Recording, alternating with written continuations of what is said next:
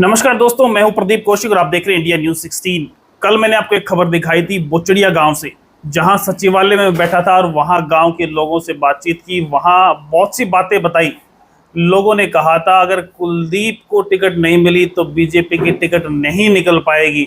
उसमें बहुत सी बातें और गांव के लोगों ने बताई। आज वो शख्सियत हमारे साथ है, युवा है, स्थानीय है। इस बात पे सबसे ज्यादा जोर उन्होंने दिया।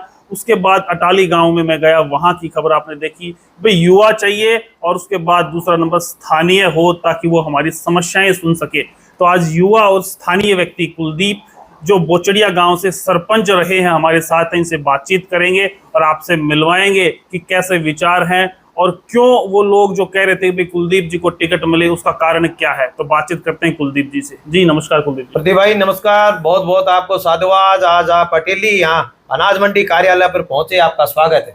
मैं आपके गांव में भी इससे पहले गया था, बड़ा उत्साह है, क्या है इसका कारण? गांव है, गांव मेरा, आज गांव राम होता है, वो मेरा परिवार है। उन्होंने मेरे को पाला है, उन्होंने मेरे को संस्कार दिए हैं। आज कुलदीप के नाम से गांव को नहीं जाना जाता है, बोचड़िया के नाम से कुलदीप को जाना जाता है। बिल्कुल। वो मेरे पिता तुल्य हैं, वो मेरे हम सफर हैं, मेरे को आगे बढ़ाने वाले हैं। उनका बच्चा हूं मैं, वो कहेंगे मेरे बारे में, वो उनका बड़प्पन है। सरपंच बने आप, राजनीति में वहीं से आगे, तो कैसे शुरुआत कैसे हुई राजनीति की? भाई कुलदीप राजनीति की शुरुआत करे। ये देखो प्रदीप भाई, ये राष्ट्र है, इस राष्ट्र की नींव राजनीतिक पे टिकी रहती है। और राजनीतिक में हम युवा और आप युवा अगर कोई बातें नहीं रखेंगे तो राष्ट्र कैसे मजबूत बनेगा। बस ये राष्ट्र के हम कैसे उसमें अपना योगदान दे, वो एक विचारधारा है।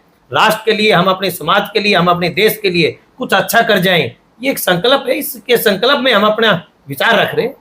5 साल में बताया जा रहा है, गांव वाले कह रहे थे कि गांव को बहुत आगे तक लेके गए, और अभी विचार आप बना रहे कि भाई विधानसभा चुनाव लड़ने का। तो अभी क्या कुछ अटेली में चल रहा है, उसके बारे में थोड़ा सा जनता को बताएं। देखो प्रदीप भाई, आपने बताया 5 साल में 2016 से 2021 में बोचड़िया गांव मेरा, मैं गांव के लोगों ने, गांव की सरदारी ने मेरे पास में, जो मेरे पिता तुल्य बुजुर्ग हैं, युवा साथी हैं, माताएं बहनें, उन्होंने एक आशीर्वाद दिया और एक मेरे को मौका दिया। अभी 2016 से 2021 जो एक सरपंच का गांव में एक सामाजिक पद होता है, उसकी मेरे को एक जिम्मेवारी दी। हमारी हरियाणा सरकार की अच्छी नीतियां रही। उस टाइम मनोहर लाल जी खट्टर जी थे, हमारे सीएम साहब थे, माननीय मुख्यमंत्री जी थे मनोहर लाल। तो उन्होंने एक अच्छा एक विजन के साथ, हरियाणा एक, हरियाणवी एक, कोई क्षेत्रवाद नहीं, कोई क्षेत्र की विशेष बात नहीं, उन्होंने बढ़िया एक पूरे हरियाणा में विकास की जो बातें होती हैं वो गांव तक वो लेके आए। और उन गांव की जो बातें थी वो हमने माननीय के सामने रखी, मुख्यमंत्री के सामने। उन्होंने पूरा सहयोग रखा और हरियाणा सरकार पूरा जो गांव की जो बातें थी, जो भी विकास की जो रूपरेखाएं थी, उन्होंने साथ दिया हरियाणा सरकार ने। और उसके तहत में ही हरियाणा में एक बोचड़िया की छाप है। बोचड़िया गांव में आप देखेंगे खेल स्टेडियम, वहां पर हरियाणा सरकार के माध्यम से 2 जोड़ों में बहुत तरीके से, ये समझो आज हमारा जल स्तर है वो 200 फुट ऊपर आ गया। ये हरियाणा सरकार की, ये भारतीय जनता पार्टी की नीतियों के तहत ये सब हो पाया। मतलब जो अटेली विधानसभा के लोग चाह रहे हैं, जो बोचड़िया गांव ने चाहा था कि युवा हो, सबसे बड़ी बात है युवा हो। जैसे दोनों गांवों में गया कि वह स्थानीय हो, इस बात को लेके क्या कहेंगे? दूसरी पार्टी के लोगों ने प्रेस कॉन्फ्रेंस तक की है कि भाई बाहर के लोगों को टिकट ना मिले, हमारे यहाँ के स्थानीय को टिकट मिले। इसको लेके आप क्या कहेंगे? कौशिक भाई, ये हमारी राष्ट्र की पार्टी है। भारतीय जनता पार्टी राष्ट्र की बातें सुनती है, राष्ट्र में अपनी रूपरेखा रखती है। देश में सनातन संस्कृति का कैसे बोलबाला रहे, इस विचार पर हम आगे बढ़ रहे हैं। भारतीय जनता पार्टी हर एक कार्यकर्ता की सुनने वाली पार्टी है। जन जन की आवाज होती है और राम की आवाज होती है। भारतीय जनता पार्टी राम के काम करने वाली पार्टी है, राम की आवाज सुनेगी। जो भारतीय जनता पार्टी जो हमें संदेश देगी, उस संदेश को लेकर तीसरी बार हरियाणा में भारतीय जनता पार्टी की सरकार बनाएंगे। जब बुलंद आवाज के साथ अगर आपसे बात करें टिकट के बारे में, भाजपा के टिकट के बारे में, आप एक मजबूत दावेदार हैं, युवा है, स्थानीय है, बहुत सी कंडीशंस पे आप खरे उतरते हैं, लेकिन फिर भी बातें चल रही है कि भाई राव इंद्रजीत सिंह की बेटी जो है वो यहाँ से चुनाव लड़ सकती है, उन्हें टिकट मिल सकती है। तो इसको लेके क्या कहेंगे? पहले अटेली के लोगों की एक लंबी लिस्ट है, फिर बाहर से आने वालों की भी लिस्ट लंबी है। इसको लेके आप क्या कहेंगे जनता से? भारतीय जनता पार्टी एक कार्यकर्ता की पार्टी है, इसमें हर कार्यकर्ता मजबूत कार्यकर्ता है। जो भी कार्यकर्ता को मौका मिलेगा, पूरा जन समूह भारतीय जनता पार्टी का एक मत होकर काम करेंगे।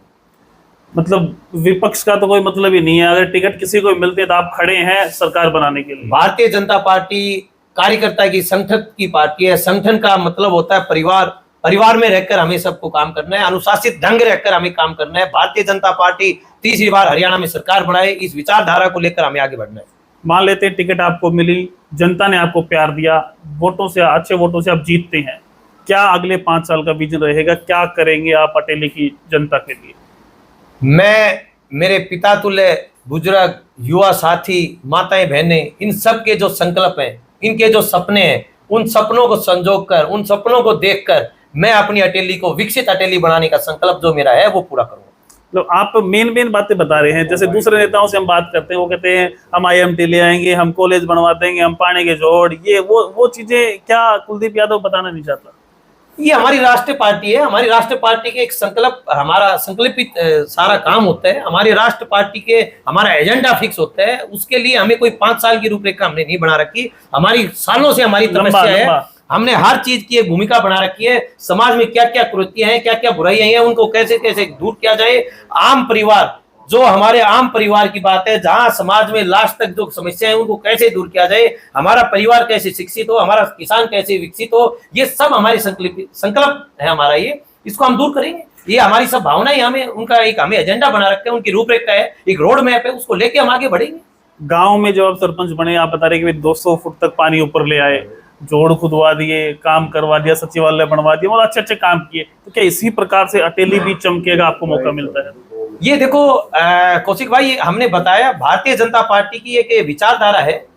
आप विचारधारा विकसित विचारधारा से है। विकसित भारत हमारा कैसे हो, शिक्षित जब हमें शिक्षा जब हमें लेगी तो विकसित भारत होगा।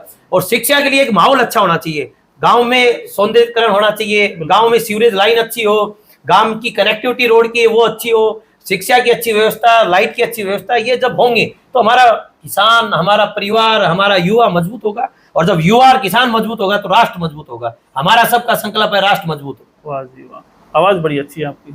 ये सब आप लोगों का परिवार का ये महत्व है। और ये शक्ति परिवार में चुनाव हुआ लोकसभा का, उसमें कहीं ना कहीं बीजेपी का ग्राफ नीचे गया है। जो सीटें 10 की 10 थी, उसमें से आधी हो गई। तो इसको लेके क्या कोई इफेक्ट पड़ेगा लोक विधानसभा चुनाव में? कौशिक भाई, ये बड़ा चुनाव होता है, लोकतांत्रिक देश है हमारा देश संविधान पर विश्वास रखने वाला हमारा राष्ट्र है। और जब हम 10 साल हमने सरकार में हम रहे, भारतीय जनता पार्टी ने सरकार की भूमिका निभाई 10 साल केंद्र में, और पिछले 10 साल से हम हरियाणा में भी अपनी सरकार हमारी हरियाणा प्रदेश में।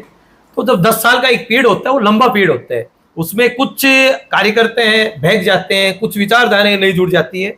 और जो पीछे लोकसभा में एक जो दुष्प्रचार किया गया, वो प्रचार गलत किया गया, वो संविधान खतरे में है, इसको लेकर प्रचार किया गया।